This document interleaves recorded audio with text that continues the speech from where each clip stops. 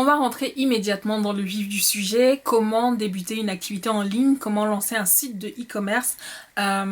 Si vous vous êtes déjà posé la question, je vais essayer de répondre avec le maximum d'informations possibles au cours de la vidéo qui va suivre. Donc, prenez une tasse de thé, prenez un verre de vin, prenez quelque chose parce que la vidéo va être très longue, mais en tout cas prenez un carnet ainsi qu'un stylo parce que j'ai pas mal de choses à vous dire et vous allez avoir pas mal de notes à prendre.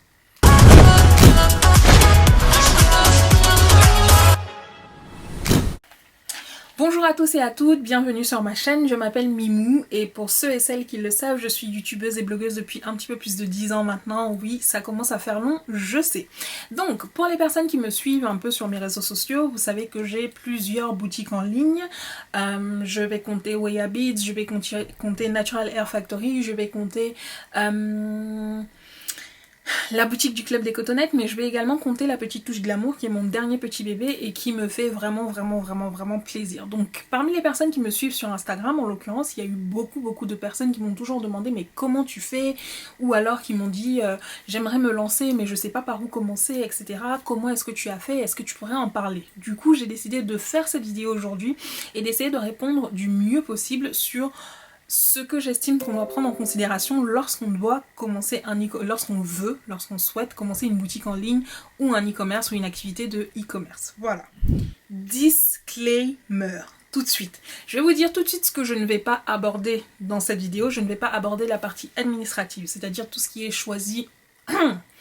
c'est-à-dire tout ce qui est choix de votre statut, auprès de l'administration fiscale en l'occurrence, parce que je ne suis pas fiscaliste et que c'est pas un des domaines que je préfère, bien au contraire, tout le monde sait que je n'aime pas la paperasse, je n'aime pas me pencher dessus, donc voilà, pour ma part ce que je peux vous dire c'est que mon statut c'est je suis auto-entrepreneur, ça me convient, peut-être que ça ne conviendra pas au type d'activité que vous souhaitez mener, donc je vais vous laisser cette partie là, aller vous renseigner auprès des différentes administrations sur internet, etc. Allez chercher, tout simplement.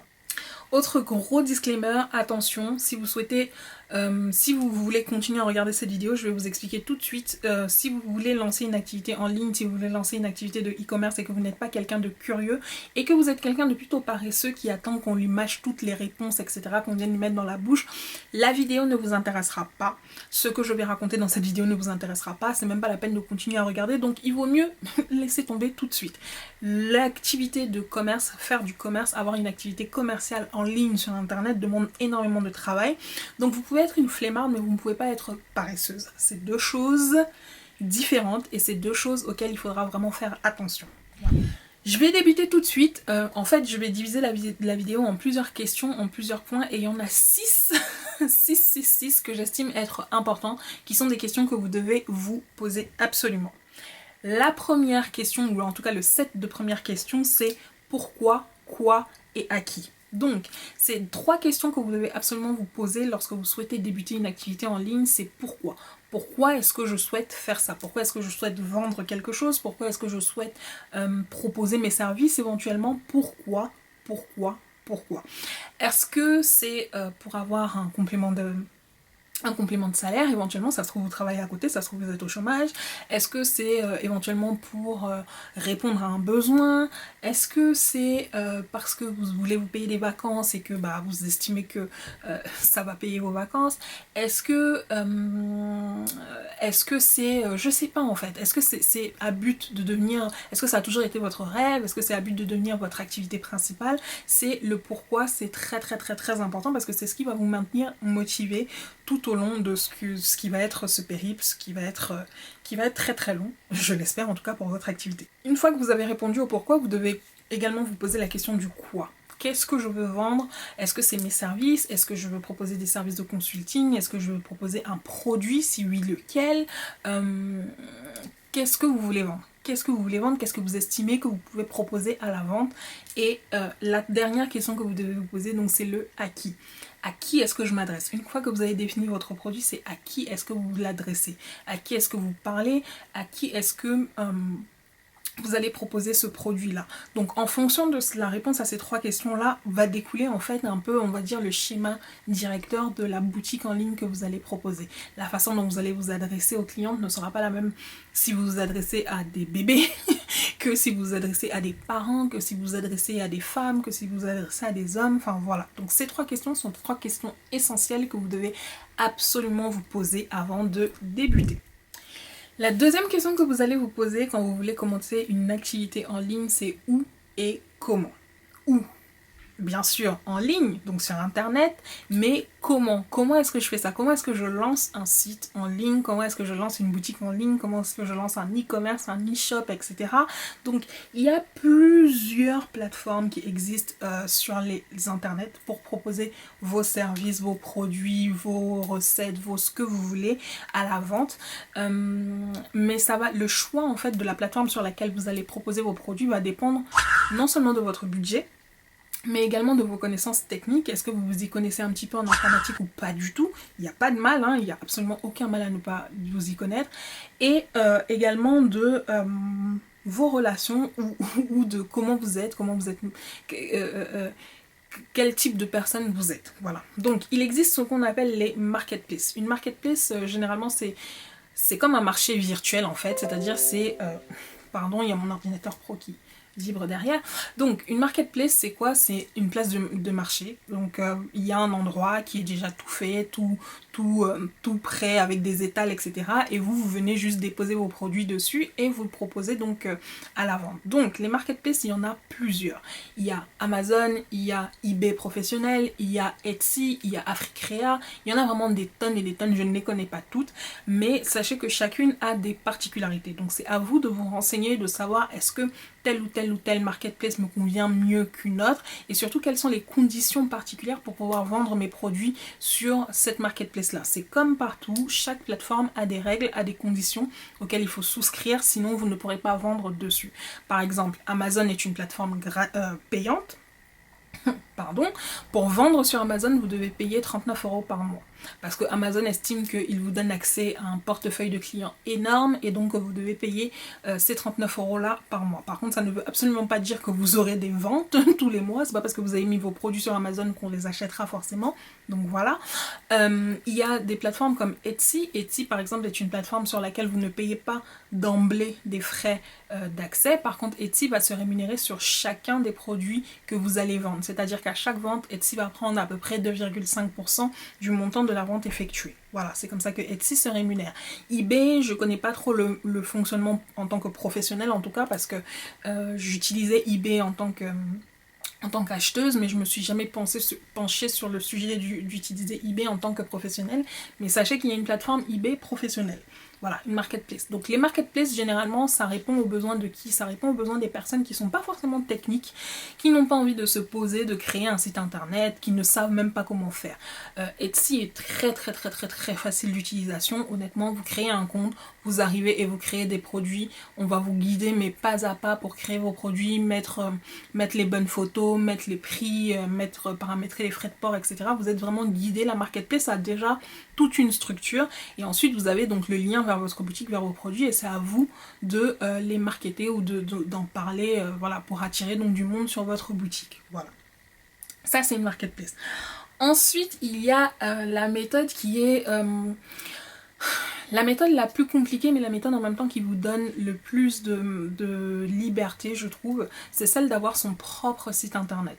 Et pour avoir son site internet, honnêtement, il ne faut pas forcément être ultra calé en code, en informatique, etc. Personnellement, je ne le suis pas. Effectivement, j'ai une appétence pour l'informatique, du fait de mon background, etc. Mais je n'ai pas forcément les connaissances pour créer un site internet de bout en bout. Par contre, je sais vous créer. Alors, comment je vais dire ça? Oui, créer un site internet, genre coder un site internet de bout en bout. Par contre, je sais créer un site internet et je sais l'entretenir et je sais le maintenir. Grâce à des plateformes comme WooCommerce, Shopify, Wix, GoDaddy. Il y en a tellement, il y a énormément de plateformes et une fois de plus ce sera à vous de vous pencher sur le sujet, de faire votre étude, de faire votre petit benchmark et de trouver l'outil qui répond le mieux à vos attentes. Je ne connais pas GoDaddy, je ne connais pas Wix, donc je ne pourrais pas vous en parler. Je connais vaguement Shopify. La plateforme que moi je maîtrise le mieux, c'est WooCommerce. Les deux grosses différences entre Shopify et WooCommerce, c'est par exemple que Shopify vous permet par exemple d'avoir un package complet, c'est-à-dire que Shopify va vous proposer un thème, donc Vous n'avez pas besoin d'avoir des connaissances techniques, vous avez juste à limite cliquer, faire glisser des blocs pour créer votre site internet comme vous voulez comment on dit ça, de la façon dont vous voulez qu'il se présente. Et par contre, Shopify a un coût mensuel. C'est-à-dire que le premier forfait chez Shopify, je crois, commence à 29 €. Voilà. Donc vous avez 29 € à payer tous les mois pour ces services-là. L'avantage de Shopify, c'est qu'il est complet. Donc en principe, vous avez tout ce dont vous avez besoin sur Shopify pour créer votre site internet avec ces 29 € là par mois. La plateforme que moi j'utilise, c'est WooCommerce. Pourquoi? Parce que WooCommerce en fait est une plateforme qui s'intègre très très bien avec WordPress, donc qui vous permet de créer votre site internet, d'y rajouter une boutique. WooCommerce est gratuit d'emblée. Gratuit d'emblée, ça veut dire que vous pouvez créer une boutique basique comme vous les aimez et vous pouvez ensuite la personnaliser comme vous voulez. Le désavantage ou le gros désavantage de WooCommerce, c'est que du coup, il y a des fonctionnalités plus avancées dont parfois vous avez besoin et sur lesquelles vous allez devoir venir payer des plugins supplémentaires. Par exemple, je prends un exemple simple. Vous pouvez créer donc votre boutique en ligne avec WooCommerce et créer vos produits. Par contre, vous allez peut-être vouloir proposer des rendez-vous, du coaching ou des choses comme ça, et WooCommerce va en fait vous proposer de payer le plugin qui vous permet donc d'avoir cette espèce d'onglet prise de rendez-vous, etc. Voilà, donc vous allez payer un certain montant peut-être par an, une licence par an ou une licence par mois, je sais pas, ça dépend des plugins, enfin voilà. Donc comme je vous l'ai dit, ça dépend, est-ce que vous allez donc utiliser une marketplace ou est-ce que vous allez créer votre site internet? Ça peut également dépendre de votre budget. Pourquoi? Parce que si vous n'avez absolument aucune connaissance informatique, ou alors même peut-être que vous en avez, mais vous n'avez pas envie de vous prendre la tête à créer votre site, vous avez envie de faire appel à un professionnel, et bien à ce moment-là, vous allez faire appel à un webmaster, un web designer. Donc le webmaster, le web designer, qu'est-ce qu'il va faire? Il va discuter avec vous, vous allez établir un peu l'idée, la charte graphique de votre site internet, ce que vous voulez transmettre comme émotion à travers blabla. Bref, ils ont souvent un jargon très professionnel qui moi me fait un peu tiquer. Mais un webmaster, un web designer, ça coûte très très cher. Le premier webmaster à qui moi je me suis adressée il y a très longtemps, genre en 2000, je sais même plus en quelle année, 2008, 2009 peut-être, quand je voulais créer le club des cotonnettes pour la toute première fois, m'avait fait un budget de 2000 €. Un devis de 2000 € pour créer mon site. Et c'était un ami. Donc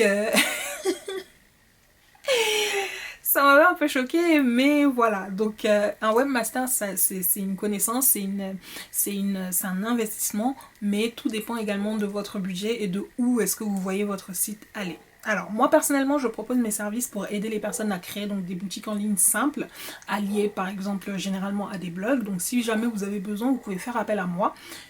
Je vous dis tout de suite, je facture 500 € la prestation entière. Donc je monte votre site internet, votre boutique, et je vous remets le site internet clé en main. Voilà, ça coûte 500 €.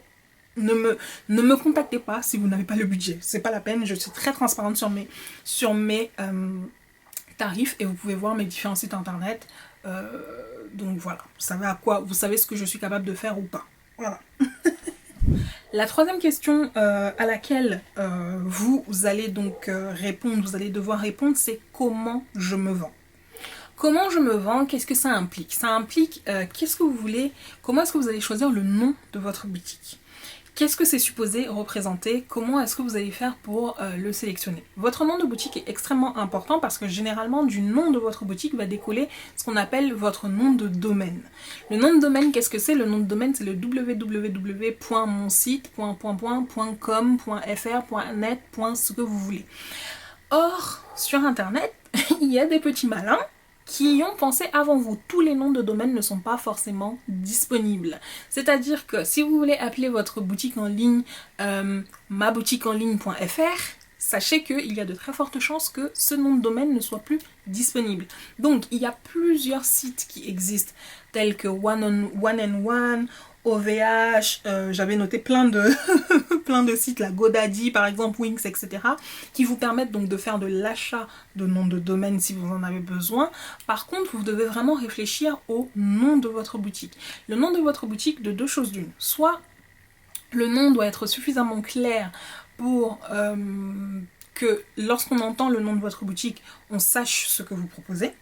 Soit alors le nom doit être suffisamment intriguant pour en tout cas donner envie à quelqu'un qui le lira sur Google ou qui le lira quelque part, d'avoir envie d'aller voir ce que vous proposez en fait. Voilà. Donc personnellement, on a appelé notre boutique de perles Weya Beads parce qu'on propose des perles de taille, le feu, Weya, Beads, tout ça, enfin voilà. Natural Hair Factory, je l'ai appelé comme ça parce que c'est une boutique pour les cheveux et à la base c'est une boutique qui s'adressait donc au naturel, donc Natural Hair Factory.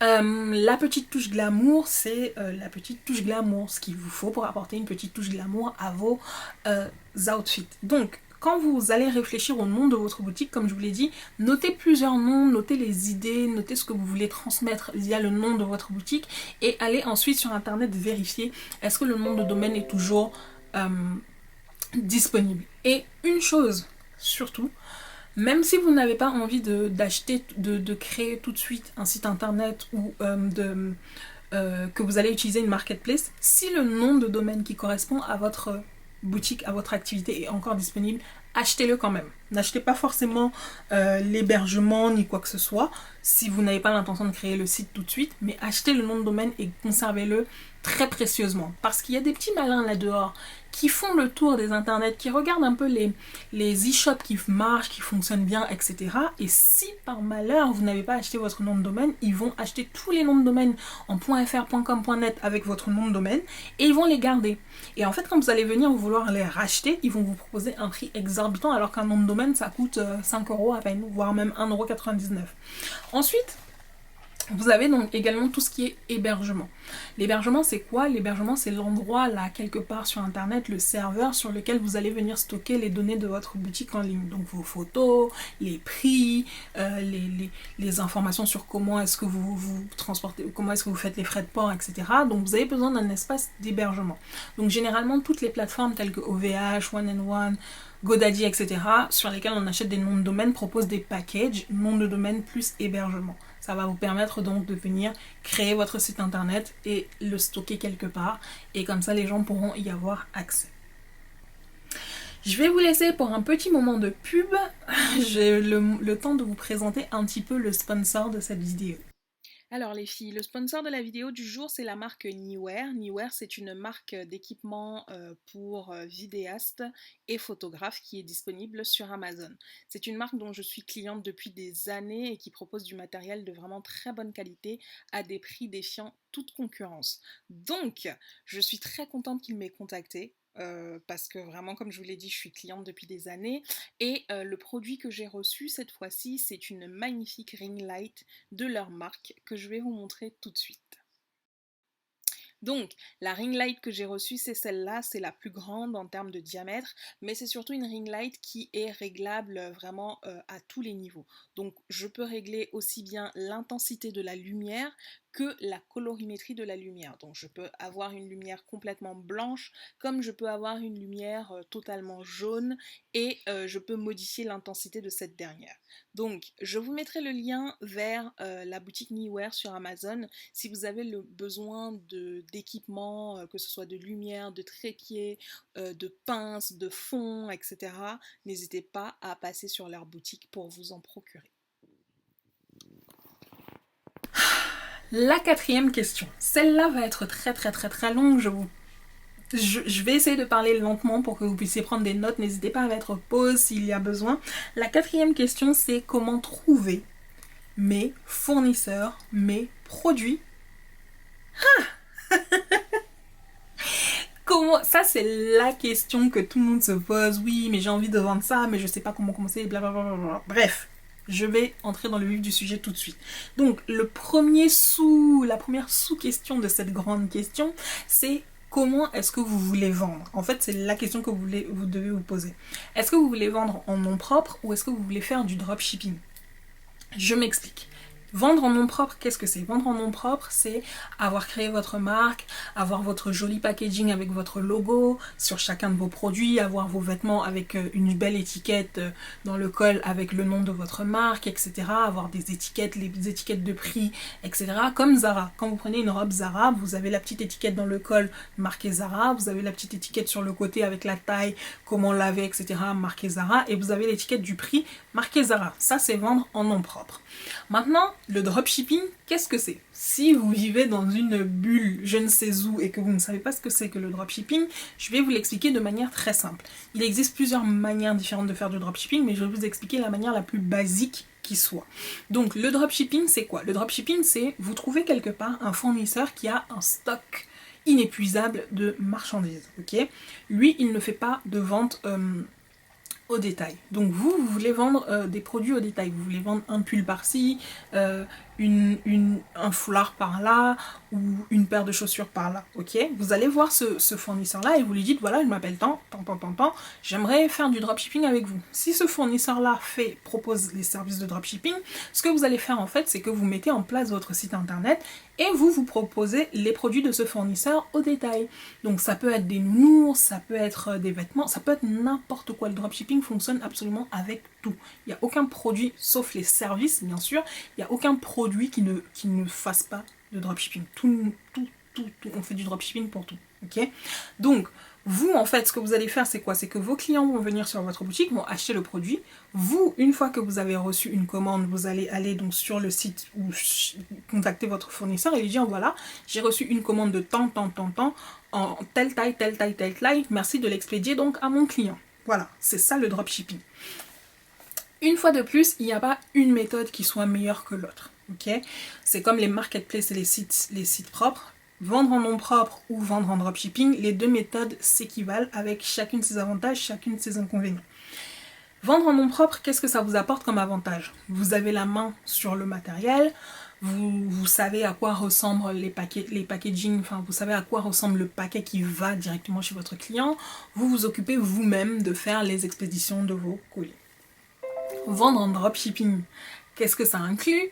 Vendre en dropshipping, ça inclut ne pas avoir de stock à la maison, ne pas avoir à acheter 3000 parce que voilà, bref, voilà, d'être libre, de ne pas avoir à gérer l'expédition des colis, etc. Les inconvénients, qu'est-ce que c'est? Les inconvénients de vendre en nom propre, c'est que vous allez devoir acheter du stock de marchandises. Et généralement, quand vous achetez du stock de marchandises, vous allez acheter chez des vendeurs en gros. Les vendeurs en gros ne vendent pas en dessous d'un certain nombre de quantités. C'est-à-dire que si vous voulez acheter des produits, un vendeur en gros va vous dire, voilà, moi pour ce produit-là, je ne vends pas moins de 50 pièces, voire 100 pièces, voire 1000 pièces, ça dépend des produits. Un vendeur en gros va vous dire oui, bah de toutes les façons il me faut votre numéro SIRET. Donc si vous n'avez pas de SIRET, moi je peux pas vous vendre parce que vous n'êtes pas une entreprise. Vous voyez un peu le genre? Voilà. Donc ça, c'est la problématique du fait de vendre en nom propre. Il faut réfléchir au stockage, il faut réfléchir à l'acheminement, c'est vous-même qui vous occupez de l'expédition des colis, donc ça vous prend du temps. Alors que le dropshipping vous soulage de ça. Par contre, l'inconvénient du dropshipping, et moi c'est le gros inconvénient dont j'ai horreur, c'est le fait que vous n'avez pas la main sur le produit final et en plus vous devez gérer les SAV, les clients mécontents en cas de clients mécontents.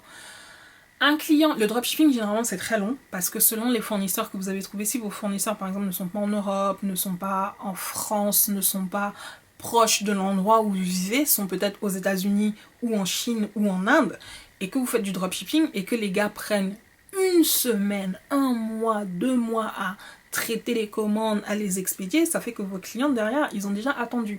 Ils n'ont pas reçu, ils n'ont pas machin. L'inconvénient du dropshipping également, c'est pendant les périodes d'affluence. C'est-à-dire que quand vous allez sélectionner un produit, par exemple, qui marche très fort pendant les fêtes de Noël ou pendant les fêtes de la Saint-Valentin, etc., ces fournisseurs-là de dropshipping, vous n'êtes pas la seule personne avec laquelle ils travaillent. Ils travaillent avec plein d'autres personnes qui ont des sites comme vous et qui vont avoir une affluence de la demande. Donc à un moment donné, ils sont saturés. Parfois, ils n'ont même plus assez de ressources, de stock, etc. Et vous n'avez aucun réel moyen de contrôler cela. Ça fait que parfois, les commandes vont traîner, et vous, ça va impacter l'humeur de vos clients. Voilà. Donc c'est ça la différence entre vendre en nom propre et vendre en dropshipping. Néanmoins, comme je vous l'ai dit, moi j'ai déjà utilisé les deux et j'utilise toujours les deux pour chacune de mes boutiques en ligne. J'utilise en nom propre sur Wayabit, sur Natural Hair Factory, sur La Petite Touche Glamour. Je fais un petit peu de dropshipping sur la boutique du Club des Cotonnettes. Voilà. Ça, c'est la première sous-question. La seconde sous-question de ce gros paragraphe, c'est comment sourcer vos fournisseurs. Les filles, je vous l'ai dit en début de vidéo, si vous êtes quelqu'un de pas curieux, vraiment c'est pas de ma faute, je ne peux rien pour vous. Sourcer vos fournisseurs en 2020, à l'époque d'Internet, à l'ère de Google, c'est la chose la plus facile au monde. Je dis bien facile. Utilisez Google. Google est votre ami. Google est votre meilleur ami. Je ne le dirai jamais assez.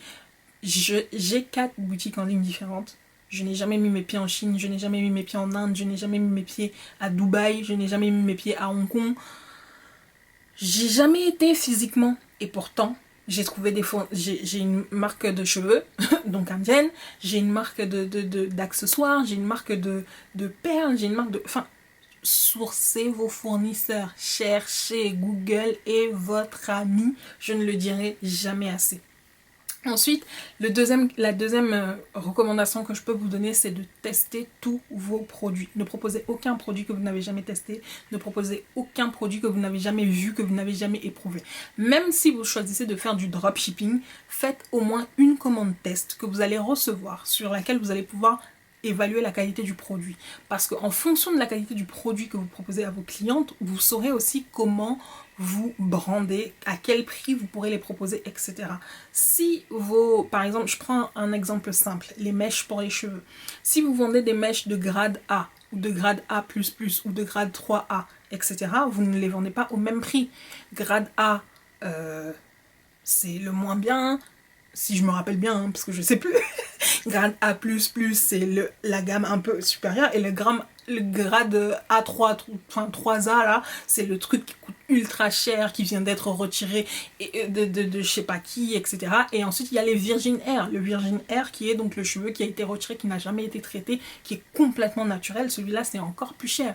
Quand vous regardez les filles qui ont des marques de cheveux, de perruques, etc., vous voyez bien la différence de prix. Il y a des filles qui vendent des perruques à 50, non, j'abuse, à 100, 150 euros. Il y a des filles qui vendent des lace wigs, des lace frontales à 500, 800, 1000 euros. Enfin, voilà, vous voyez bien la différence.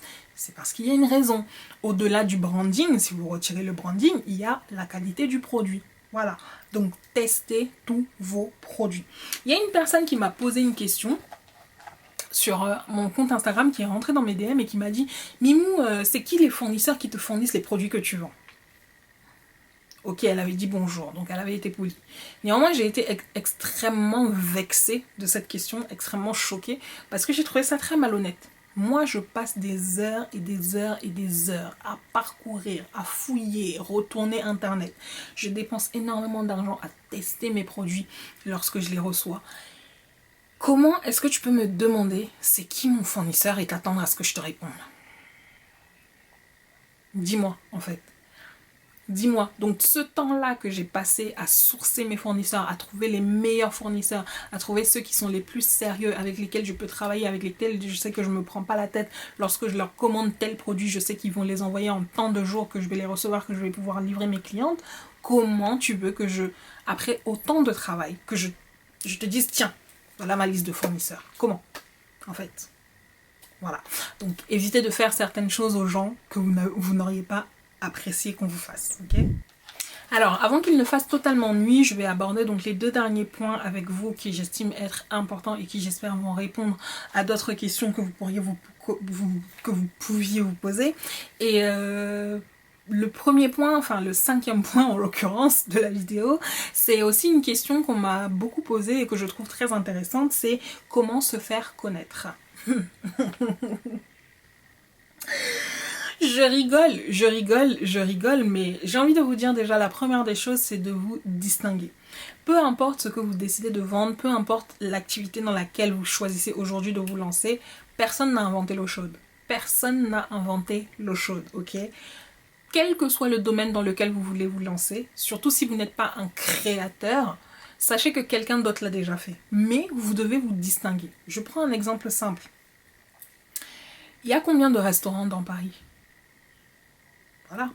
Même si je réduis encore plus mon exemple, il y a combien de restaurants de sushi dans Paris ? Et pourtant, quand vous avez envie de manger des sushis, vous savez pertinemment dans lequel de restaurant vous irez parce que ce sera votre restaurant préféré. Ce restaurant-là a fait quelque chose sans doute en particulier qui fait que à chaque fois que vous y alliez, bah, à chaque fois que vous ayez envie de manger des sushis, bah, vous pensez forcément à lui. C'est peut-être l'accueil qui est agréable, c'est peut-être le fait que le patron vous glisse des bonbons quand vous partez, c'est peut-être le fait que vous y passez des bons moments entre amis. C'est un restaurant peut-être qui est très fort dans l'accueil de groupe, c'est peut-être un restaurant qui sert très bien les grands groupes, tout le monde en même temps, et pas comme certains restos où on sert une personne et puis vous entendez 1 heure, etc. Vous voyez ce que je veux dire? C'est-à-dire qu'il y a forcément quelque chose qui fait que ce restaurant-là se distingue pour vous. Votre business, ça doit être exactement la même chose. Dans ce que vous voulez faire, vous devez trouver le moyen de vous distinguer. Toutes les personnes qui ont déjà commandé sur une de mes boutiques en ligne savent, quand elles reçoivent un colis, elles me disent toujours, Mimou, je sais pas si... Mais en tout cas, ça fait très plaisir. Et là, tu te dis, oui, c'est ma petite touche pour que tu te rappelles de moi. Et la prochaine fois que tu auras le même type de besoin, bah, tu reviendras sur ma boutique en ligne et tu achèteras. Voilà, je ne vais pas vous révéler mon petit secret, vous avez qu'à trouver le vôtre, ok? Donc, comment vous faire connaître, une fois que vous avez pensé à comment vous distinguer en 2020, les réseaux sociaux, il n'y a pas mieux. Vous ne pouvez pas faire autrement. Vous ne pouvez pas, une marque qui se respecte en 2020 a des comptes sur au moins Instagram et Facebook. Au moins. C'est-à-dire que si je ne prends que ces 2 réseaux sociaux-là, moi je vous conseillerais d'avoir un compte Pinterest, je vous conseillerais d'avoir un compte sur Twitter si vous pouvez, je vous conseillerais vraiment de construire votre marque comme si c'était une personne à part entière. Donc elle a une identité numérique. Donc les réseaux sociaux, vous créez des comptes de réseaux sociaux pour votre marque, vous interagissez avec les gens autant que faire se peut, vous faites du démarchage, hein. Ça se trouve, vos clientes, vos voisines rentrent dans la cible, dans la cliente type que vous voulez, que vous ciblez. Allez déposer une carte de visite dans sa boîte aux lettres, cognez chez elle et dites-lui « Hey, bonjour, au fait, j'ai ouvert ma boutique en ligne, je vends ça, ça, ça. Si jamais un jour vous avez besoin, n'hésitez pas à passer dessus. » Faites des petits tracts que vous allez déposer dans vos quartiers, dans votre quartier, dans vos boîtes aux lettres, etc.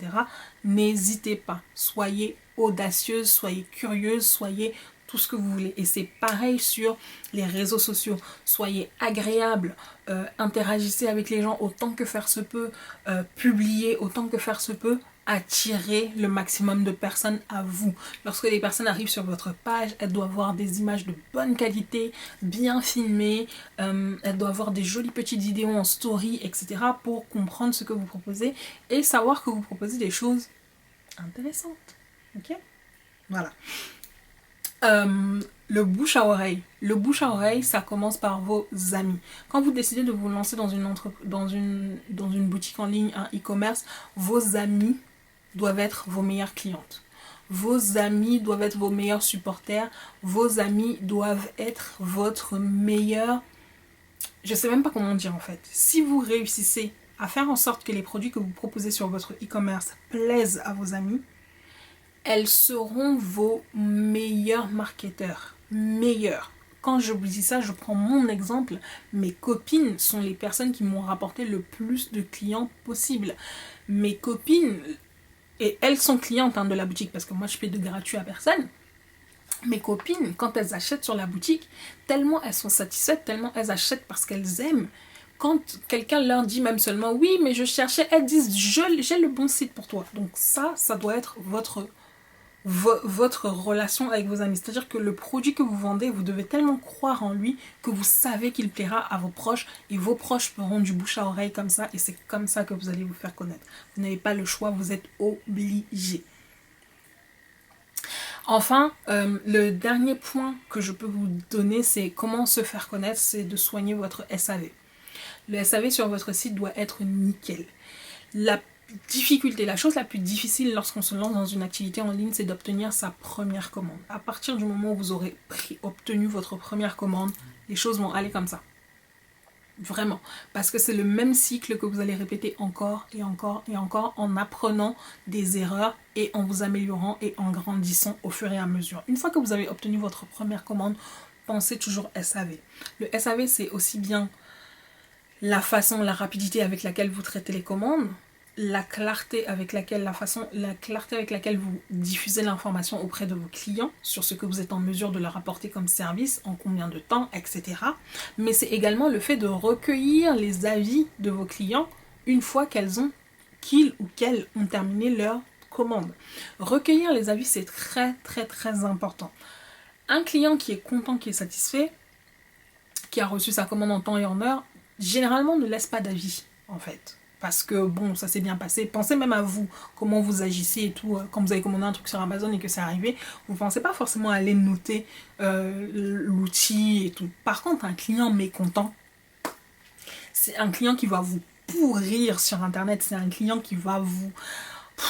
qui va vous massacrer. Qui va vous massacrer sur Internet. Et ça, c'est ce qu'il faut éviter le plus possible en réalité. Donc soignez votre SAV. La façon dont vous vous adressez aux clientes, la façon dont vous envoyez le mail lorsque la prise de commande est faite, etc. La façon dont vous communiquez envers les clientes, c'est ultra important. Et recueillez toujours l'avis des clientes. Essayez de relancer vos clients de manière régulière pour la simple et bonne raison que un client qui laisse un avis sur votre site, un avis sur Internet, qu'est-ce que c'est en fait? C'est quelque chose qui rassure les potentiels autres acheteurs sur votre site. Quand ils vont voir que des vraies personnes ont acheté et ont laissé un avis sur la boutique, bah eux ils seront rassurés, ils sauront que ce n'est pas un site, c'est pas une arnaque ou ce genre de choses. Si en plus les avis sont positifs, bah ça va encore plus le rassurer, ça va encore plus lui donner envie ou en tout cas confiance au fait d'acheter sur votre boutique. Ok? Donc ensuite, l'avis client, c'est important. Pourquoi? C'est important parce que vous-même, ça vous permet de vous améliorer. La cliente a peut-être apprécié le fait que la commande soit arrivée rapidement, mais n'a peut-être pas apprécié le fait que, je sais pas moi, que vous ayez mis 5 heures à répondre à son mail. Ou alors peut-être que quelque chose s'est bien passé, mais qu'il manquait peut-être quelque chose à l'intérieur du colis. Ça peut arriver, on est humain, voilà. Donc le fait de prendre ces avis-là, ça vous permet à vous de vous améliorer. Vous saurez ce qui a plu à vos clientes, vous saurez ce qui n'a pas plu, vous saurez ce qu'elles apprécient, vous saurez si les petites attentions que vous leur mettez, etc., leur plaisent, etc. Et dans ce cas-là, vous saurez les choses sur lesquelles vous pouvez continuer à travailler et les choses sur lesquelles, en fait, bah, ça sert à rien de continuer. Voilà. Je vais aborder enfin... Enfin, le dernier point, c'est le dernier point sur ma liste de ce que j'avais à vous dire, c'est pas vraiment une question, mais c'est plutôt mes petites recommandations sur ce qui peut faire ou défaire votre marque très très très rapidement sur Internet. Et c'est deux choses que j'estime que vous devez absolument signer, c'est l'emballage, le packaging de vos produits, surtout si vous faites de la vente en nom propre. Soignez l'emballage de vos produits. C'est, je ne le dirai jamais assez, un joli petit emballage. Alors je vous demande pas d'aller acheter des boîtes avec des pierres précieuses dessus, etc. Non, ça sert à rien. Surtout si vous débutez, vous n'avez pas forcément le budget pour ça. Mais même si c'est une belle boîte en carton que vous utilisez, bah, que celle-ci soit bien fermée. Lorsque vous mettez le scotch dessus pour la clôturer, pour que la cliente la reçoive, bah, que la boîte soit bien, que ce soit bien propre, bien fait. Voilà, soignez l'emballage de vos colis. Croyez-moi, un joli colis, une jolie boîte, ça marque une cliente. Voilà. Et ensuite, c'est l'expédition. On est à l'ère de la livraison en 24 heures. On est à l'ère de Amazon Prime. On est à l'ère de Netflix. Les gens ne sont plus patients. Les gens ne savent plus attendre des colis pendant 10, 15, 20 jours. Donc, choisissez bien vos partenaires d'expédition.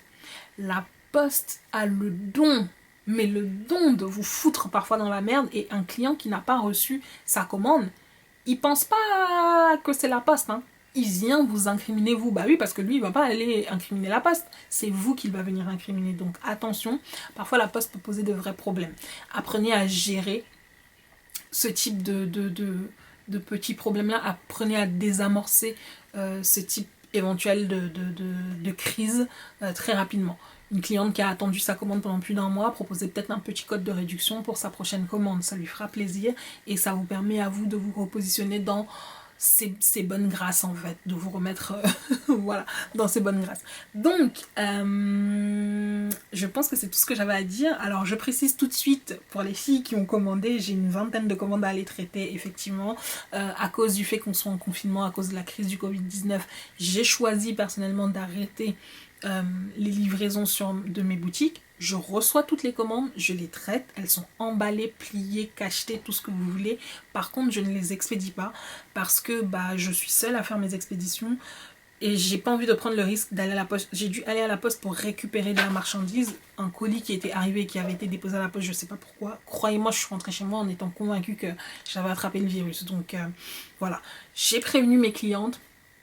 Elles sont au courant que toutes les expéditions seront faites dès qu'on lèvera le confinement et j'ai vraiment hâte de vous les envoyer parce qu'il y a tellement de beaux produits sur la petite touche glamour en ce moment que ça me fume que vous ne pouviez pas recevoir vos commandes. Anyway, les filles et les garçons, s'il y en a qui regardent cette vidéo, j'espère que j'aurai répondu au maximum de questions possibles.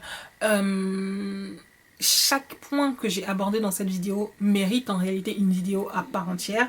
Donc si cette vidéo-ci fonctionne bien et qu'elle vous plaît et qu'il y a un nombre de vues important dessus, je développerai chacun des points pour vous donner mes conseils au fur et à mesure. Voilà, donc si la vidéo vous a plu, n'hésitez pas à vous abonner, mettez un pouce haut, likez, partagez, commentez et puis posez toutes les questions que vous avez en commentaire. Je vous embrasse.